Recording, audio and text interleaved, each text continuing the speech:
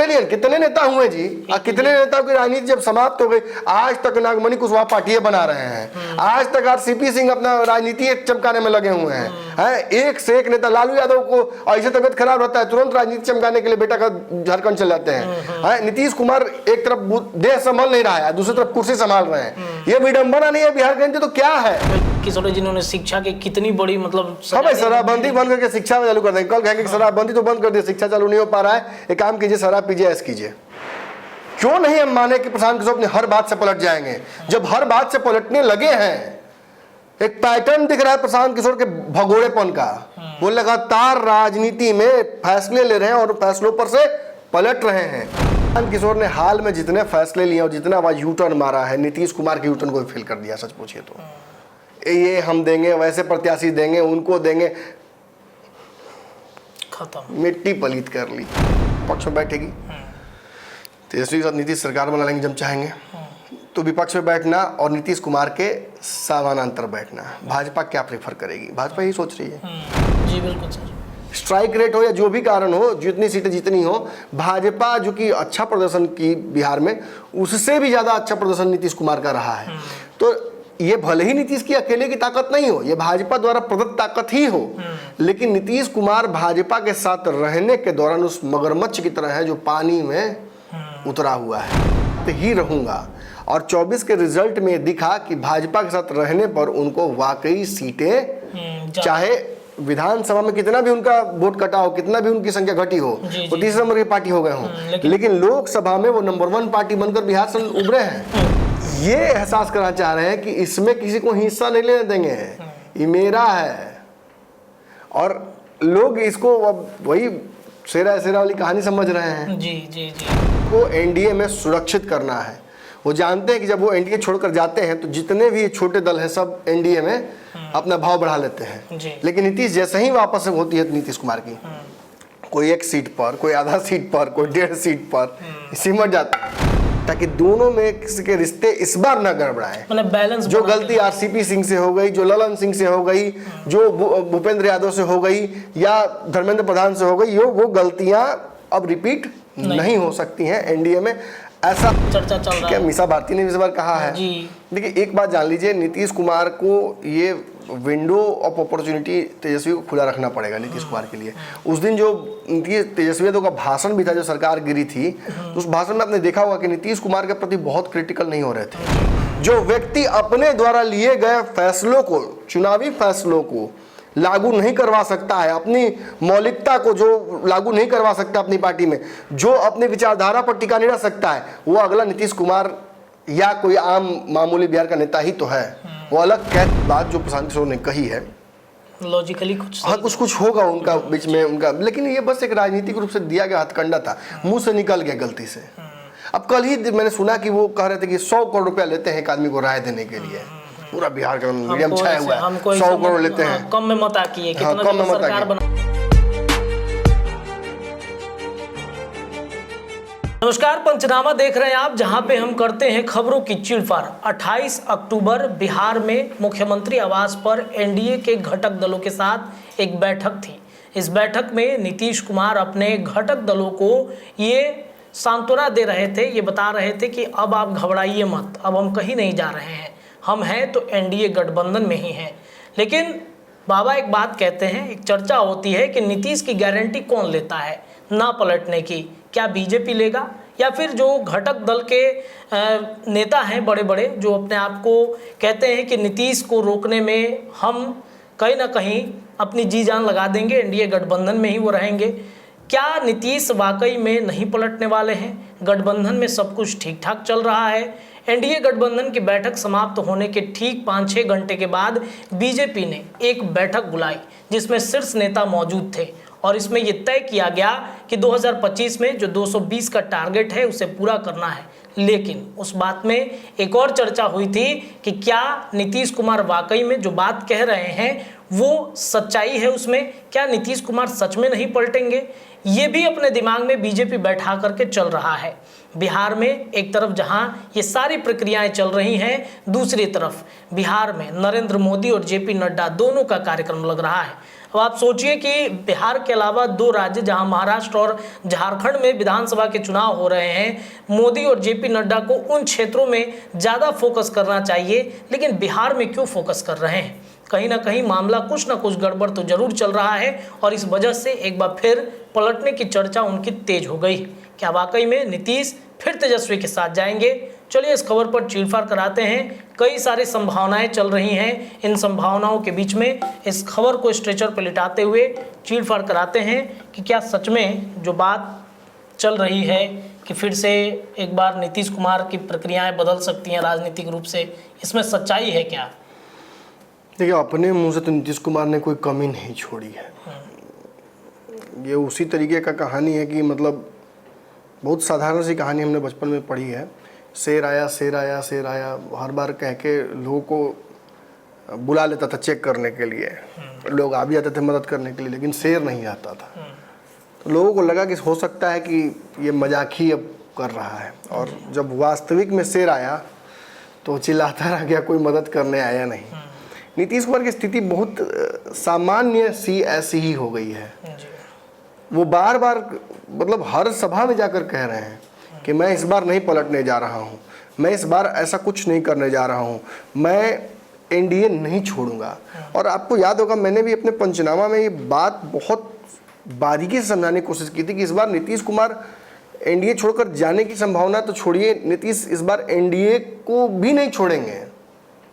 मतलब कहने का मतलब कि वो एनडीए को अपना मानकर चल रहे हैं। वो मानकर चलते हैं कि बिहार में तो मोदी जी हिस्सा नहीं लेने आएंगे एनडीए का, बिहार वाला एनडीए मेरा बनाया हुआ है। अच्छा, वो मेरी है पूंजी, वो मेरी मौलिकता है। तो इसका आडवाणी से पहले अटल तक के जमाने में जब राजनीति होती थी, उस समय यहाँ से कौन रिप्रेजेंट करता था एनडीए में? नीतीश कुमार। 18 साल से गठबंधन किसके साथ है? भाजपा के साथ नीतीश कुमार का। एक बार दो बार जो हुआ है वो सच बात है कि वो बार बार ये कह रहे हैं। वो उसी विदेश गए बेटे की तरह है जो वापस आता है और देखता है कि खेत खलियान इतने सुंदर है, इतना सुंदर घर का मकान है, छोड़कर हम क्यों बार बार चले जाते हैं, अब हम यहीं रहेंगे। और वो बोलता है तो लोगों को विश्वास नहीं, लोग कहते हैं अरे तुम विदेश छोड़ के यहाँ थोड़ी आओगे, अरे तुमको तो आदत हो गया है पिज्जा बर्गर खाने का, तुमको तो विदेश रहने का आदत हो गया, तुम वहाँ छोड़ के यहाँ थोड़ी आओगे। और वो बार बार कन्विंस करने की कोशिश कर रहा है। वो इसलिए नहीं कन्विंस कर रहा है कि आप उस पर शक कीजिए या मत कीजिए, उससे नीतीश कुमार को फर्क नहीं पड़ता है। इतना सोचते तो पलट पे नहीं करते इतना बार। नीतीश ये एहसास करना चाह रहे हैं कि इसमें किसी को हिस्सा नहीं लेने देंगे, ये मेरा है। और लोग इसको अब वही शेरा शेरा वाली कहानी समझ रहे हैं। जी जी जी, लोग भरोसा नहीं कर पा रहे हैं, नहीं कर पा रहे हो अपनी जगह पर। मुझे तो लगता है, मुझे भरोसा है भाई नीतीश कुमार पर इस बार, उनकी बात पर भरोसा है, क्योंकि मुझे ये कन्विक्शन या पॉलिटिकल आइडियोलॉजी या गठबंधन की धर्म का निभाना, ये सब ढकियानुसी बातें नहीं लग रही हैं। मुझे लग रहा है कि पूर्णतः नीतीश कुमार द्वारा अपनी राजनीतिक विरासत को क्लेम करना है, अपने जगह को एनडीए में सुरक्षित करना है। वो जानते हैं कि जब वो एनडीए छोड़कर जाते हैं तो जितने भी छोटे दल हैं सब एनडीए में अपना भाव बढ़ा लेते हैं। लेकिन नीतीश जैसे ही वापस होती है नीतीश कुमार की, कोई 1 सीट पर, कोई आधा सीट पर, कोई 1.5 सीट पर सिमट जाता है। और किसी को भाजपा से दिक्कत भी नहीं होती है, कोई भाजपा से लड़ के ले भी नहीं पाता है। और नीतीश कुमार तो अब इस चुनाव में एक चीज जो समझे नीतीश कुमार, अच्छा आप कहिए कि ऐसा क्यों है, नीतीश कुमार क्यों चाहते होंगे अपनी, मैंने नीतीश समाजवादी हैं तो भाजपा के एनडीए को क्यों अपना अधिकार दिखाना चाहते हैं बिहार में? केंद्र में तो मोदी के खिलाफ वो कभी नेता बन नहीं पाएंगे, वो मोदी के खिलाफ समानांतर तो खड़े हो नहीं पाएंगे, कई बार फेल कर चुके हैं। तो क्या नीतीश बिहार पर सीमित रहना चाहते हैं और ये बिहार की कहानी ही में फंसाना चाहते हैं? देखिए, इसकी शुरुआत ना 2024 के चुनाव के पहले सर्वे से हुई थी। नीतीश ने जैसे ही उस सर्वे का रिजल्ट देखा, भाजपा तो थोड़ी बहुत लड़खड़ा रही थी, लेकिन नीतीश कुमार पूरी तरह से लड़खड़ा रहे थे बिना भाजपा के। तो नीतीश ने ये तय किया कि मैं भाजपा के साथ ही रहूंगा, और 24 के रिजल्ट में दिखा कि भाजपा के साथ रहने पर उनको वाकई सीटें, चाहे विधानसभा में कितना भी उनका वोट कटा हो, कितना भी उनकी संख्या घटी हो, वो 30 नंबर की पार्टी हो गए हों, लेकिन लोकसभा में वो नंबर 1 पार्टी बनकर बिहार से उभरे हैं। जी बिल्कुल सर। स्ट्राइक रेट हो या जो भी कारण हो, जितनी सीटें जितनी हो, भाजपा जो कि अच्छा प्रदर्शन की बिहार में, उससे भी ज़्यादा अच्छा प्रदर्शन नीतीश कुमार का रहा है। तो ये भले ही नीतीश की अकेले की ताकत नहीं हो, ये भाजपा द्वारा प्रदत्त ताकत ही हो, लेकिन नीतीश कुमार भाजपा के साथ रहने के दौरान उस मगरमच्छ की तरह है जो पानी में उतरा हुआ है। बिल्कुल बिल्कुल बिल्कुल। उसके साथ छल बल कपट और ताकत सब कुछ है। तो नीतीश दरअसल इसी पैटर्न को देखकर ये सोच रहे हैं कि फिर क्यों छोड़ना है एनडीए को, ऐसी परिस्थिति ही ना आने दी जाए जिसमें मुझे एनडीए छोड़ना पड़े। इसीलिए सारे नेताओं को उन्होंने पहले ही सुनिश्चित कर दिया है कि देख लीजिए मैं इस स्थिति में यहाँ रह सकता हूँ, बाकी सारी परिस्थितियाँ तो आपने देख ली, जैसे ही आप क्रिएट करते हैं मैं भाग जाता हूँ। तो अब सुनिश्चित कीजिए कि ऐसी गलती ना हो, और संजय झा की कोई केंद्रीय जिम्मेवारी न देकर विशुद्ध रूप से इसी ब्रिज का काम करने के लिए दिल्ली में छोड़ा गया है कि आप नीतीश कुमार यानी जदयू और भाजपा के बीच एक कड़ी का काम कीजिए, एक सेतु का काम कीजिए, ताकि दोनों में के रिश्ते इस बार न गड़बड़ाएं। मतलब बैलेंस, जो गलती आरसीपी सिंह से हो गई, जो ललन सिंह से हो गई, जो भूपेंद्र यादव से हो गई या धर्मेंद्र प्रधान से हो गई, वो गलतियां अब रिपीट नहीं हो सकती हैं एनडीए में, ऐसा लगता भी है।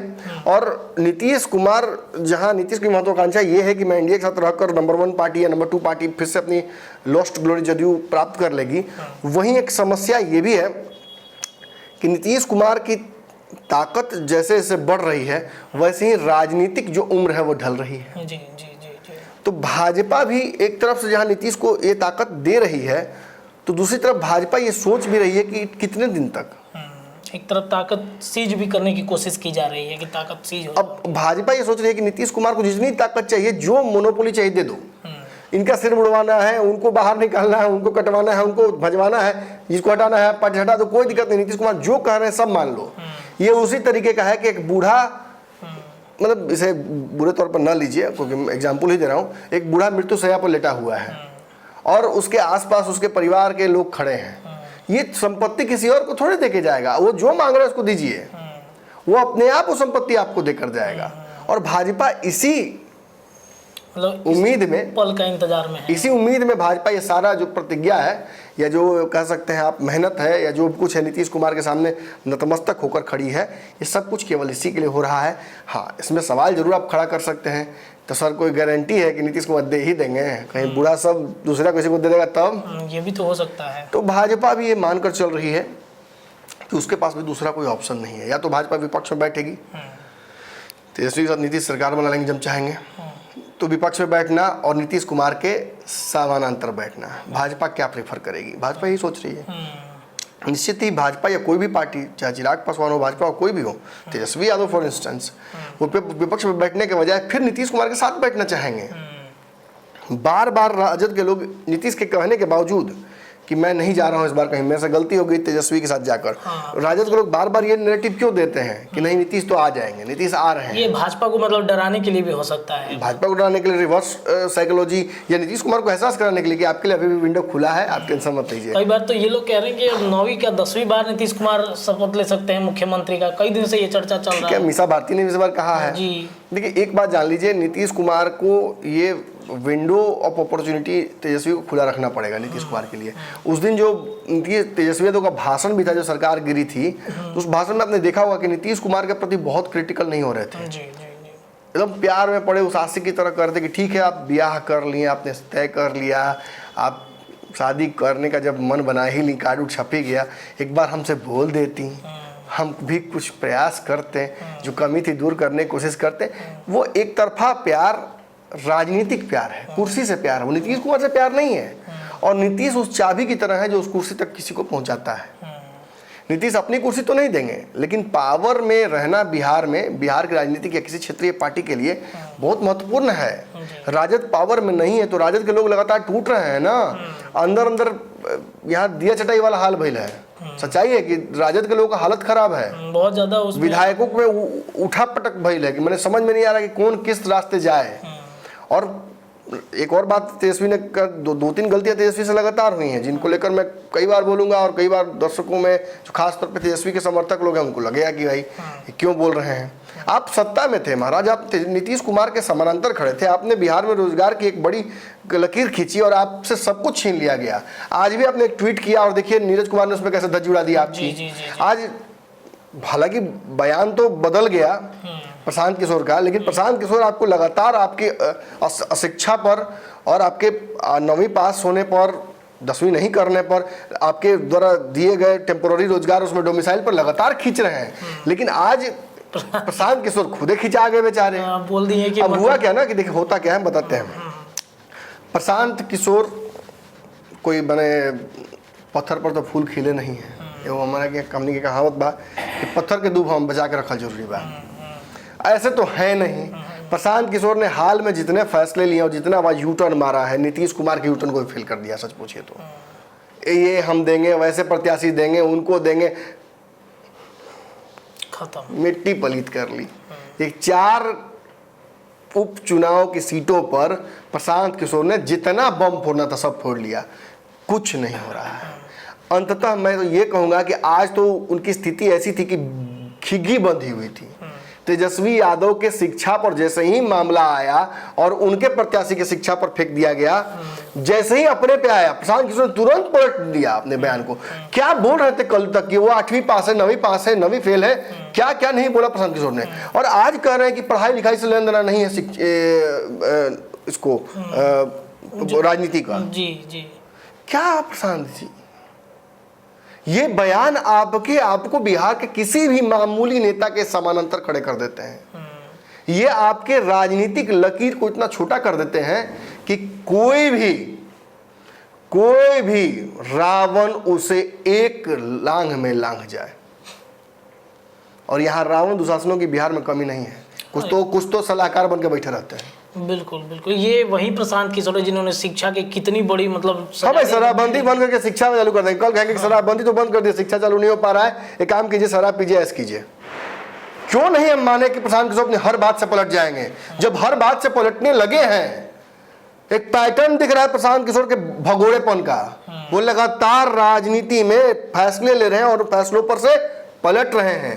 जो व्यक्ति अपने द्वारा लिए गए फैसलों को, चुनावी फैसलों को लागू नहीं करवा सकता है, अपनी मौलिकता को जो लागू नहीं करवा सकता अपनी पार्टी में, जो अपनी विचारधारा पर टिका नहीं रह सकता है, वो अगला नीतीश कुमार या कोई आम मामूली बिहार का नेता ही तो है। वो अलग कैसे है। मैं मानता हूं आपने मजबूरी में, ठीक है, एक प्रत्याशी आपने बदल दिया, फिर दूसरा प्रत्याशी बदला, हवा उड़ाया कि प्रत्याशी ऐसे है वैसे है, फिर खोदा पहाड़ निकली चुहिया। और फिर जब आपके समानांतर तेजस्वी यादव का कद जब छोटा होने लगा बिहार की राजनीति में, बहुत हद तक छोटा हुआ, आपसे सबसे बड़ी गलती हुआ। आपसे तो तेजस्वी यादव को इतना डर लगा कि वो अपने पुराने जिन लोगों से उनको ईगो हो गया था, जी जी, उनको वापस बुलाने लगे। और इस डर का आपने क्या प्रतिफल दिया, तो आपने उनको बाइज्जत बरी कर दिया। उनकी शिक्षा, उन पर जो आरोप बार बार लगा रहे थे, खुद ही अपने आप में फंस गए वो इस आरोप में। मुझे लगा था कि शराबबंदी वाली बात जो प्रशांत किशोर ने कही है, लॉजिकली कुछ हाँ कुछ होगा उनका बीच में उनका, लेकिन ये बस एक राजनीतिक रूप से दिया गया हथकंडा था, मुंह से निकल गया गलती से। अब कल ही मैंने सुना कि वो कह रहे थे कि 100 करोड़ रुपया लेते हैं एक आदमी को राय देने के लिए। पूरा बिहार का मीडियम छाया हुआ है, 100 करोड़ लेते हैं, कम में मत आकिए, कितना सरकार बना दिए हैं 100 करोड़। और उनका बयान शायद ये है कि 100 करोड़ वहां से लेंगे और बिहार में 2 साल राजनीति जम के करेंगे, हमको किसी से पैसा लेने की आवश्यकता नहीं है, मेरा पैसा खत्म नहीं होगा। मतलब प्रशांत किशोर कह रहे थे, समझिए अगर अपने पांडे जी और दर्शक, प्रशांत किशोर जाएंगे झारखंड, वो जाएंगे बंगाल, वो जाएंगे दिल्ली, वो जाएंगे साउथ के किसी राज्य में, पैसा कमाएंगे पलायन करके, यहाँ रोजगार नहीं मिल पाएगा, पलायन करके जाएंगे, पलायन करके पैसा कमाएंगे और वो पैसा लेके आके बिहार में वो लगाएंगे राजनीति में। मेरे भाई, बिहार के आका, महान आत्मा प्रशांत किशोर जी, जो 100 करोड़ आप राजनीति चमकाने में अपनी लगाइएगा, उस 100 करोड़ में कितना इंडस्ट्री नहीं लगा दीजिएगा। बिल्कुल लग जाएगा। और एक और छोटा सवाल पूछूं, जब आप बगल के राज्य में किसी और पार्टी के लिए काम कीजिएगा और बिहार में फिर आके अपनी राजनीति के लिए उसी पैसे को लगाइएगा, तो वो पार्टी बेवकूफ़ है कि आप बेवकूफ़ है कि बिहार की जनता बेवकूफ़ है? जी, सब बुद्धि तहरे बेरी बा ना, पब्लिक है, सब बुद्धि तहरे बेरी बा। एगो गाँव में विदेशी पहुंचा, समझे ना, तो देखा कई जगह पे गाय गोबर की हुई थी, तो 2-3 जगह देखा तो कंफ्यूज हुआ, क्योंकि गोबर उस तरीके से वहाँ नहीं देखा जाता है, बड़ा साफ सुथरा विदेश में लोग रहता है, तो वो कंफ्यूज हुआ। तो किसी से पूछा कि व्हाट इज दिस, तो बोला काउ डंग, तो गाय और डंग। फिर उसने पूछा कि अरे ये दीवार पे कैसे चला आया, तो बोला कि this is cow dung cake. अंग्रेज कंफ्यूज। अंग्रेज अपने घर तक चला गया, वापस चला गया विदेश, और विदेश में जाके जब बैठा हुआ था तो बहुत चिंतित था। सब उसके आसपास के बहुत चलाक दोस्त, उसके साइंटिस्ट लोग सब पूछ रहे थे क्या हो गया भाई, क्यों इतना कंफ्यूज है आप, क्या हो गया, सब इंडिया में क्या देख लिया, क्या जीवन से मोह मांग हो गया क्या आपका। तो नहीं, मुझे कोई दिक्कत नहीं है, मैंने सब कुछ देखा, सब सही लग रहा था, लेकिन एक बात मुझे समझ में नहीं आई कि गाय दीवार पर गोबर कैसे कर दी। गाय गोबर तो की जमीन पर, वो तो दिखा, दीवार पे कैसे कर दी, ये मुझे समझ में नहीं आया। ये समझाने के लिए ना, ये समझाना प्रशांत किशोर को 100 करोड़ की जगह 1000 करोड़ लेना पड़ेगा। ये समझाने के लिए प्रशांत किशोर को ना कि गाय गोबर दीवार पे कैसे की, इसके लिए 100 करोड़ नहीं, मैं 1000 करोड़ लूंगा प्रशांत किशोर से, ये समझाने के लिए खाली। और देखिए आप हंसिए रत्नेश पांडे जी, जो की ना कीजिए, दर्शक हंसे जो, ये बिहार की राजनीति की विडंबना है। चिराग पासवान आते हैं बदलाव करेंगे, खुद ही बदल जाते हैं। तेजस्वी यादव आते हैं कि जेक तुमायस हो जाते हैं। बैक टू पवेलियन, कितने नेता हुए जी, कितने नेताओं की राजनीति जब समाप्त हो गई, आज तक नागमणि कुशवाहा पार्टियां बना रहे हैं, आज तक आरसीपी सिंह अपना राजनीति चमकाने में लगे हुए हैं। एक से एक नेता, लालू यादव को ऐसे तबियत खराब रहता है तुरंत राजनीति चमकाने के लिए बेटा का झारखंड चले जाते हैं। नीतीश कुमार एक तरफ देश संभाल नहीं रहा है, दूसरी तरफ कुर्सी संभाल रहे हैं। ये विडंबना नहीं है बिहार की राजनीति तो क्या है। यही मैंने कहते काउ डंग में एक और मास्टरपीस आ गए, एक और मास्टरपीस आ गए ऐसा कि अब इनको खुद समझ में नहीं आ रहा है बिहार की राजनीति, तो इनको समझाए कौन। एक तो करेला दूसरा नींद चढ़े। हाँ, तो दूसरे को समझाते हैं ना, अपने भले समझ में आए चाहे नहीं, दूसरे को समझाते हैं। कौन लेता है इनकी सेवा में, तो वही कंफ्यूज हूँ। अरे ठीक, एक सिंपल सवाल पूछो रत्नेश जी, देखिए हम सब फिर लोग कहेंगे कि क्या है प्रशांत किशोर कितना खिंचाई फिंचाई कर रहे हैं। देखिए जब he is also stakeholder in Bihar politics, मैं मानता हूँ, और कई जगहों पर अच्छा भी कर रहे हैं, तो खिंचाई तो होगी ही, हमारा काम है मीन मेक निकालना। मैं तो यहाँ इसीलिए एक्सक्लूसिवली बैठा हुआ हूँ कि दिन भर आराम से चैन से रहूँगा। जब 7-8 बजे तो आप लोगों में से किसी एक का क्लास लगा दूँ, आप भी लगाइए मेरा। हम राजनीति नहीं कर रहे हैं तो आप मेरे को लगाइए कहाँ से। मैं आप लोगों के काम को एक्सक्लूसिवली बिगाड़ने के लिए यहाँ बैठा हुआ हूँ। कोई हूँ मैं, खुल्ला ये चैलेंज है। मैं जब तक यहाँ हूँ तब तक आप लोगों का काम बिगाड़ता रहूंगा। अब आप मुझसे मुझे रोक भी नहीं सकते हैं। बिल्कुल, क्यों रोकेंगे भाई, डॉक्टर है, पॉलिटिकल डॉक्टर है, सब चीड़ फाड़ तो जरूर। ठीक है, झोले छाप डॉक्टर सही, तारा डॉक्टर से ठीक बनी नू। तारा डॉक्टर से ठीक है ना बनी, कम से कम कहता तो हूँ कि मेरे पास PhD नहीं है, हम इंजीनियर है पेशा से, पत्रकारिता पता नहीं एक्सीडेंट से आ गया मेरे पास कहाँ से, लेकिन जो भी आया ईमानदारी से कर रहा हूँ, मैं किसी के लाग लपेट में नहीं हूँ। अब भाई मित्रता और ये सब चीजें तो अलग है। कल परसों चिराग पासवान जी को हैप्पी बर्थडे बोल दिए, ढेर लोगों को बुरा लगने लगा। अरे भाई मेरे से मित्रता है, मैं क्या करूं, खिंचाई करने में कोई कमी करते हो तो बताओ। अगर गलती करेंगे चिराग पासवान या मुझे कुछ दिखेगा उनमें कमी तो मैं जो बिल्कुल खींचूंगा। और आ रहा है समय, अभी 2 से 3 दिन में बढ़िया चिराग पासवान पे स्टोरी आने वाला है, तनी डिटेल मिल जाए और तब पहले ही बोलवा दिया तो पता लगे अगला वक्त से पहले समझ गया तो खेल नहीं ना हो पाएगा। आप समझ नहीं रहे बात, समझिए। और रही बात तेजस्वी यादव की, तो मैं तो लगातार बोलता आया उनकी गलतियों को, और मेरी बात अगर गलत हुई हो तो बताइए। अरे रिपोर्ट करके चैनल बंद करा दीजिए। 1 लाख तो हुआ है, कौन पर 50 लाख बोले, बंद करा दीजिए। वो बात तो जो आप सलाह देते हैं ये भी पता चला, तेजस्वी भी देखते हैं बैठ के, सलाह भले सुने ना सुने लेकिन तेजस्वी देखते हैं। अब है क्या कि देखिए कहावत कहेंगे फिर कहावत कहेंगे फिर कहिएगा कि ये तो बड़ा बढ़िया तरीका आप निकाल लिए हैं बेइज्जत करने के लिए। बताइए दर्शक भी इंतजार करेंगे, कहावत बोल दिए तो खोजेंगे ही वो लोग। जान लीजिए, छोड़िए, फिर विवाद हो जाएगा बहुत बड़ा। एक मैंने दिन में कितना विवाद चाहते हैं आप, पंचनामा करें खाली विवादे करें। देखिए मेन बात तो आप बोलने नहीं दिए, मेन बात समझिए। प्रशांत किशोर ने जहाँ तेजस्वी यादव के सामने कर लिया अपना, वहीं एक बड़ा दावा उन्होंने कर दिया है। मांझी जी और चिराग के बीच में क्या चल रहा है वो आपने देखा है। इमामगंज की सीट पे मांझी बहुत बैकफुट पे हैं, ये भी मैंने बहुत पहले कह दिया, और मुझे कुछ बदलाव होता उसमें नजर नहीं आ रहा है। एक और बात है कि इस जगह पर खेल जो है वो प्रशांत किशोर बिगाड़ते थोड़े नजर आ रहे हैं, तो क्या अंततः वो करते हैं वो तो देखना होगा। लेकिन उस जगह पर एक दावा उन्होंने जरूर कर दिया है कि बिहार की राजनीति के सबसे बड़े पलटू नीतीश नहीं मांझी हैं। जी जी जी। और माझी जी ही पलटी मार के फिर राजद कब चले जाए इसकी कोई गारंटी नहीं ले सकता है। आप वोट दीजिएगा माझी जी को सोच के कि एनडीए को वोट दे रहे हैं, कल वो वोट लेकर चले जाएंगे महागठबंधन की तरफ। तो देखिए मैंने हम क्या कहें, नीतीश कुमार की एक ताकत है, जो उनसे सट जाता है ना वो खुद पलटने लगता है। जैसे कैसे चुंबक के साथ कभी काटी रख दीजिए कुछ दिन तक, अब वो कटिया को सड़ाइएगा कहीं गेट उट में लोहा के तो सट जाता है। तो ये संगत से गुण होत है, संगत से गुण जात। अब नीतीश कुमार के साथ राजनीति जो कर चुका है उसमें से किसी आदमी का आप नाम लीजिए रैंडमली, मैं बताता हूँ कि कितना बड़ा पलटू है। नीतीश कुमार को छोड़िए, नीतीश कुमार नहीं पलटते, मैं बार बार कहता हूँ, नीतीश दूसरे को पलटा देते हैं। नीतीश पलटते हैं तो कुर्सी के नीचे होते हैं, कुर्सी के ऊपर होते हैं, कुर्सी के दाएं बाएं कहीं होते हैं, तो कुर्सी पे है। तो पलटा कौन? पलटा तेजस्वी यादव। सत्ता में थे अब विपक्ष में पलट गए। पलटा कौन? भाजपा विपक्ष में थी सत्ता में चली आई। बात है कि चुंबक दूसरों को खींचता है, और चुंबक के साथ जो चीज रह लेता है काटी वो दूसरे जगह खिंचा जाता है। तो ये तो समस्या सर, जो अब नए राजनीतिज्ञ आ रहे हैं जैसे चिराग पासवान, अरे प्रशांत किशोर खुद पलटू है। जी, उनका नाम लेना, खुद पलटू है। ये लोग कभी तो मतलब एक छवि बन जाएगा पलटने का। मैं तो वही तो कह रहा हूँ। देखिए मुझे ज्यादा, देखिए प्रशांत किशोर ने एक बिल्ड कर लिया है, एक छोटा सा।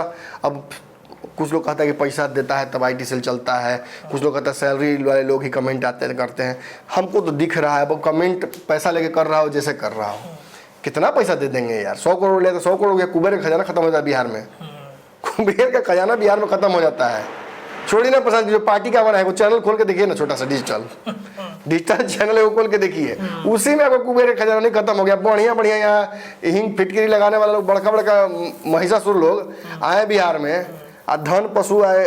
जैसे ही चैनल खोले 4 दिन नंबर प्लेट लगा के घूमे, 5वां दिन से गायब बिहार से।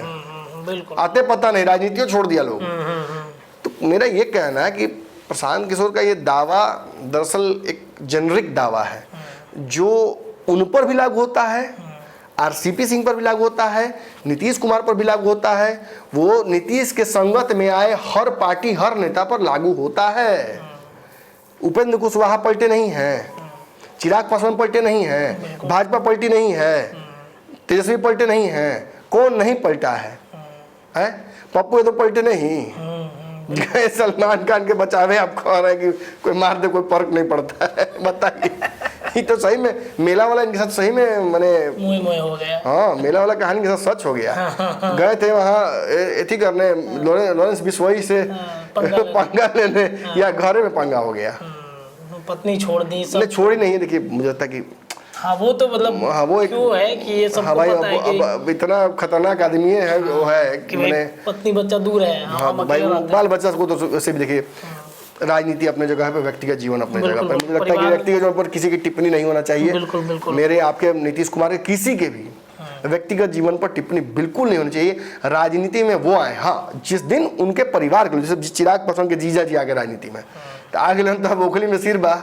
अब इसे अशोक चौधरी की बेटी शांभवी चौधरी आ गई, तो कल तक तो उनकी चर्चा नहीं होती थी, लेकिन अब तो ओखली में सिर है। हाँ, बिल्कुल। तो अब तो चर्चा होगी ना। अब नीतीश कुमार के बेटे निशांत अभी तक राजनीति में नहीं आए, तो मैं उन पर कोई टिप्पणी नहीं करना चाहता हूँ। मुझे लगता है कि तेज प्रताप भी राजनीति से बहुत दूर रहते हैं, तो इसलिए मैं बहुत उनकी चर्चा नहीं करता हूँ। मेरे हिसाब से वो अपॉलिटिकल व्यक्ति हैं, तो मैं उनकी बहुत चर्चा नहीं करता हूँ। रही बात तेजस्वी यादव की, तो तेजस्वी यादव के समर्थक भले किसी नेता के उसके पत्नी के कपड़े पर उसके गाली दे दें, उसको जो करना है कर दे, लेकिन याद रखिएगा मैंने कभी भी इन विषयों को उठाने की कोशिश नहीं की है। आप राजनीतिक रूप से जो भी मतलब गतिविधियां होती है उस पर चर्चा, सार्वजनिक जीवन में आप जब आते हैं तो आप ये तय करते हैं कि आप अकेले आ रहे हैं या आप अपने परिवार के साथ आ रहे हैं। आज तक कोई जाना कि ललन सिंह का परिवार कैसा है, उनके घर में कितने लोग हैं? आज तक कोई जाना कि जैसे मान लीजिए अब हमारे बिहार के उप मुख्यमंत्री हैं, उनके परिवार के किसी लोग को जानते हैं आप? नीतीश कुमार के पुत्र को आप जानते हैं, उनके परिवार किसी और को जानते हैं? नहीं, किसी को नहीं जानते। इसलिए कि ये लोग परिवारवाद भी नहीं किए और ना ही इन्होंने अपने राजनीतिक जीवन में परिवार को इन्वॉल्व किया। जिस दिन आप इन्वॉल्व करते हैं, आप सार्वजनिक जीवन में जब खड़े होते हैं, मंच पर बैठे हुए हैं आप राजनीतिक, और आप बगल में अपनी पत्नी को बिठा लेते हैं, बगल में बेटे को बिठा लेते हैं या बेटी को बिठा लेते हैं, उस दिन से राजनीति शुरू हो गई। ये मजबूरी है कुछ पार्टियों की, जो रीजनल पार्टियां एक सर्टेन वोट बैंक के